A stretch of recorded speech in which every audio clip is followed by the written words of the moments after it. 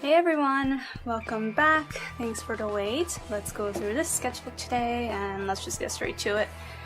This one I started on either my first or second year in college, but I think it was my first year of college, the summer of, so going into second year.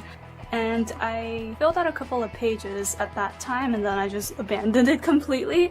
And then I came back to it on October 2015 and finished it on January 2016. So it's been quite a while.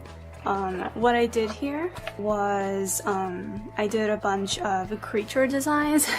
These are horrendous, just to get that out there. I don't think I even put any thought into it. I just pulled it out of my ass. But yeah, apparently gave them elements, so you know, like fire, earth, and then the dragon. I don't know what I was thinking back then, honestly. And now we get into the October 2015 stuff.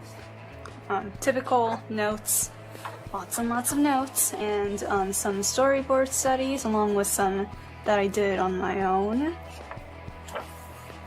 More of those. Yeah, I still need to do a lot of these. Let me flip through these real quick. I like these. More of that, and then I'll have to flip it a little bit. Ta-da! Okay, and then some animal studies. This is a chimpanzee and this is a sleeping bear. And these are a bunch of lemurs. They're really fun to draw. They have such humongous hindquarters, but they sit like people. It's really interesting. Some more apes, chimpanzee. They're very expressive. That's what I like about them. And a bunch of stuff from my imagination. And then these are storyboard studies from Brave. I really like that movie. I loved how they depicted Merida's hair. Yeah, I really think they captured the hair movement and all that very beautifully. Some more storyboards, and those continue on. And these are just some half-assed storyboards. I didn't even bother to finish them. This is supposed to be Colas over here, but I didn't even finish. Oh well. Some animal studies. Whether you're trying to draw these guys realistically or stylized, you need to understand the anatomy first in order to capture them successfully. So it's really important to understand your anatomy, starting with the skeleton, the musculature, articulation, the distribution of fur, where do they bunch up, where are they smooth. Just pay attention to those things, it helps you a lot. And these are some crappy ass sketches. And some insects, well, this is an arthropod, it's a scorpion, but I need to draw more bugs, definitely, they're really fun to draw. They're like the mechas of the animal kingdom. And then some perspective stuff. These are pretty boring. I'll just flip through them really quick. Boop, boop, boop, boop. And something Korean. This is supposed to be a humble woodcutter, and this is supposed to be a royal palace courtesan, and I totally fucked up the arms. What are proportions? This was inspired by I think it was, I don't know if it was marble, I don't know if it was ivory, but it was a diptych, a Roman diptych piece. So like, you know, they're hinges and like they kind of fold over. But they weren't really posed like this. I made them kind of interact with each other because, you know, like that one episode of Courage the Cowardly Dog where all the artworks in the French Museum come to life. And Mona Lisa starts hitting on the thinker, but the thinker doesn't really reciprocate because he's too busy overthinking stuff, just doing what he does best. These are just practice stuff with a ballpoint pen. This is Jane Russell, and this is Kim Possible from my memories. I wasn't even, I don't even know why I turned into Kim Possible, to be honest, but I don't know. It's like a Halloween kitty. And then everyone's favorite bandit, Yamcha. Unfortunately, I didn't give him much attention here. I didn't care. I'm sorry, Yamcha. I didn't finish. I wasn't even like thinking about proportions or anything. Oh well. And then more ballpoint pen doodles and a bunch of cat loaves. I love it when they do that. You should see how they look like underneath. Some photographers set their cats up in like glass tables or something like that and photograph them from underneath, and they fold up their paws really neatly, and I don't know, you should check it out, it's pretty funny. And this is a really shoddy self-portrait. When I go outside, I swear I put a little bit more effort into my appearance just so that I don't really look like a friggin' hobo or something like that. But at home, all bets are off. I'm in my natural state. I can look as frumpy as I want to look.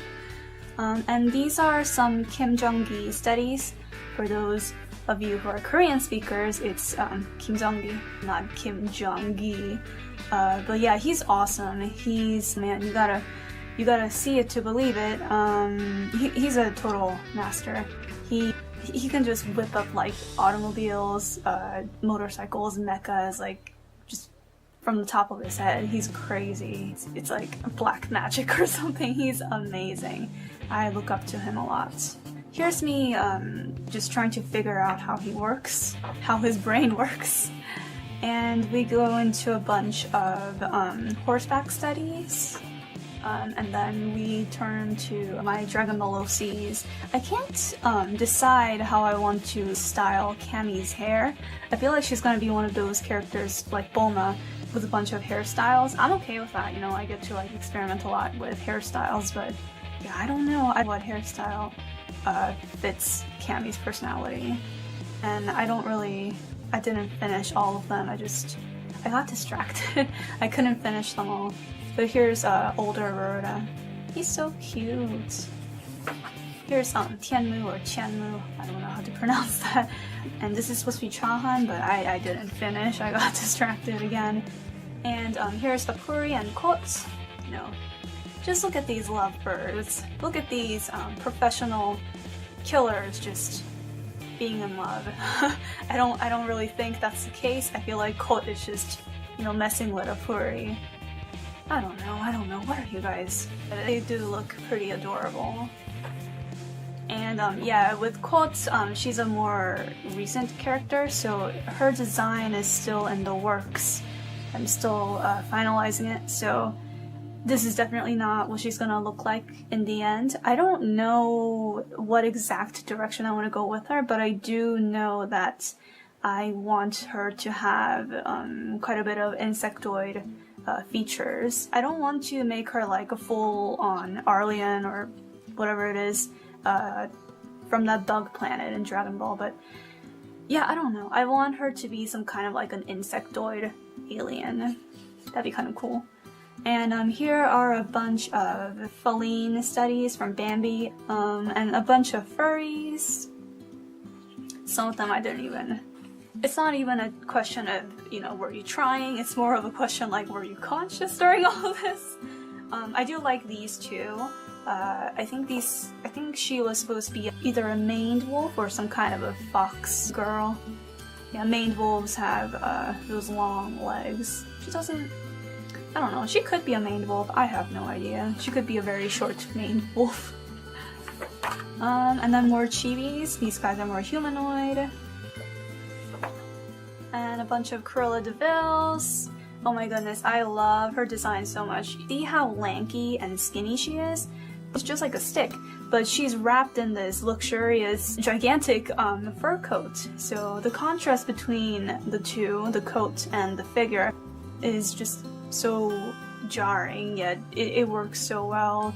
I really love how they did that. I really like a lot of the designs in a classic, like the older Disney animated films. And then here's some little mermaid stuff. Oh my gosh, it's pouring outside. So fitting because, you know, we're dealing with underwater themes right now. Some more studies, some more Disney studies, and a bunch of crappy storyboard stuff done in ballpoint pen, and we now get into deer back studies. These are those Mongolian reindeer. They're so short, like their legs are so short. They're like the corgis of the deer world. In contrast, the elks, the European elks, are like gigantic.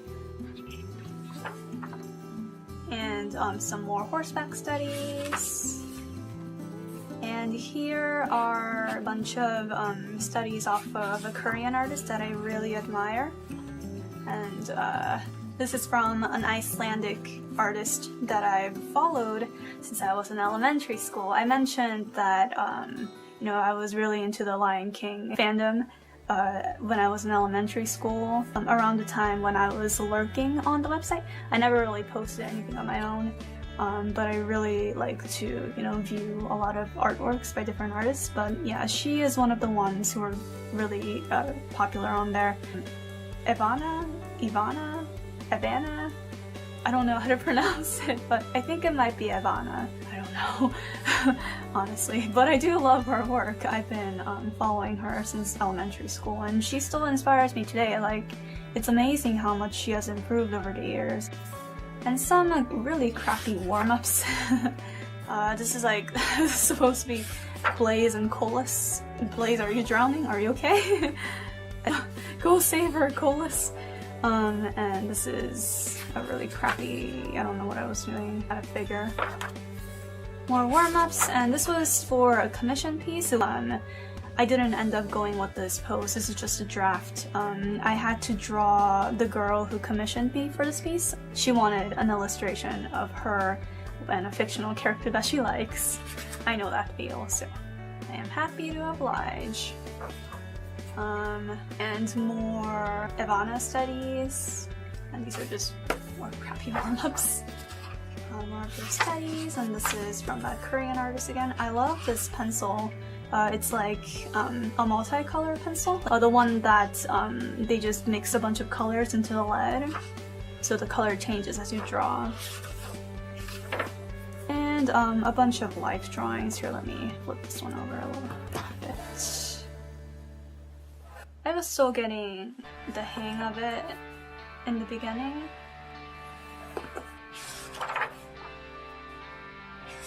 And I gradually fall into a groove. It's important to study off of vastly different body types, because depending on the body types that you draw, let's say for example this chubbier body types, they're very helpful in understanding form interaction and weight, as well as overall shape. Whereas other body types, the more slender ones, there's an even more slender one towards the back, but yeah, the slender body types with less body fat, they're a lot more defined. So if you're trying to improve your structural knowledge of anatomy, you want to go for the more slimmer models with less body fat, because you can actually see the skeleton much better. And muscular models, obviously, they're very helpful for understanding where muscles are placed and how muscles move. This is usually the same for animals as well, so pay attention to that if you guys are into drawing animals. Yeah, I'm still getting used to the whole figure drawing stuff. And I think around here is when I start getting really comfortable.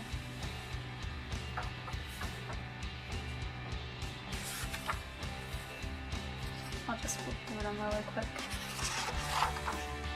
I really liked this model because her poses kind of had this progression. I thought it was pretty cute. I like this a lot. And here's a dude. He's slightly pudgier. Even with males, you want to be able to draw different body types. Here's a much heavier lady. This is what I mean about form interaction and weight. The effect of gravity on the body is much more noticeable on heavier figures with a lot of body fat because it's all going to be dropping to the ground. Same thing for weight. I don't think I did a very good job with her feet, but on the feet it'll be very noticeable when a model is heavier. All the weight and the stress put on their feet, you'll be able to see it.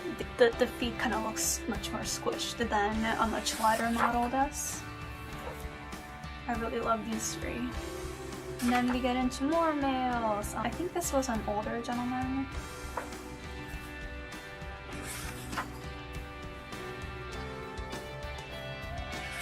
More studies. And this is a little bit more intense anatomy studying. Hands. And a bunch of Life is Strange storyboards. I did like the game. I didn't play it, but I did watch playthroughs of it. I did not like the dialogue. It was very strange, as well as the story. But the cinematography was great. I really appreciated that. Same with the music. I like the artistic direction and the music in there, but the story and the dialogue definitely could use some more work. Storyboard stuff. And then we get back into horseback studies. Some warm-up stuff. And more studies. I think I used real models for these.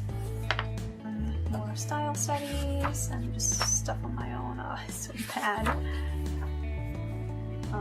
More warm-ups. And some more doodling.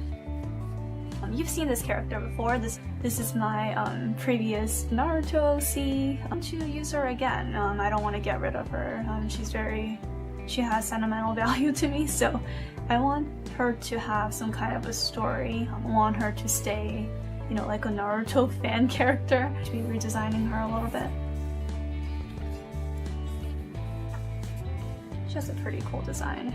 And more anatomy stuff. Doodle poops.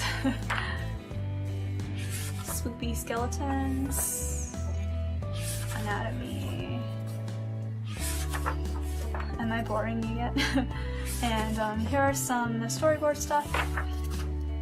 More storyboard stuff. As you can see with my previous drawings and the drawings you've seen in other sketchbooks, I tend to rush through a lot of my drawings. I'm just trying to get all the things out of my head onto the paper. But sometimes you need to slow down and like be very painstaking about every line that you use. So I started really light and slow and kind of built it up like that. So these 2 pages took much longer than the others. Really like them. I love ferrets. I love how springy and spunky they are. Unstoppable. Super cute. And some fashion stuff. And for those of you who have never read Helvetica before, I highly recommend it. If you know Undertale, you know the skeletons, Papyrus, and Sans, they're based off of text formats, right? They got that inspiration from a comic about skeletons named Helvetica. Yeah, it's really nice. It's a really cool comic. I definitely recommend you guys check it out. And I love the style. It's really cute. I really love the webcomic. I'm a huge fan, and I can't wait to see how it turns out. Some more Blaze stuff. God, her abs just... Lantro. Some Undertale stuff. Yeah, we were just talking about Undertale and it comes up. These are a bunch of studies off of an artist. Style is so squishy, I love it. And some Undyne. More Sans, more Smurfs studies, Papyrus. I'm not too into Undertale anymore, but my personal favorites were Sans and Undyne. Some personal stuff, more ideas, or stories and whatever. And this is one of Dana's drawings, Pokemon. Another artist who I've been following for a very long time, and a bunch of hugging people. I had the most difficult time trying to depict people hugging, so I actually felt the need to do a bunch of studies off of real people hugging. more Undertale stuff, more studies, and we get back into horseback stuff, more hands, and then we end the sketchbook with all these storyboard studies. And that is it. These bigger sketchbooks are pretty tough to film for me. I have to do a lot of maneuvering and adjustments with the camera, but have piles upon piles of sketchbooks to go through. It's ridiculous. And I'll probably be filming a bunch of more next couple of weeks or so, so keep an eye out for those. As always, thanks for watching, have a great one, and I'll see you next time. Bye bye.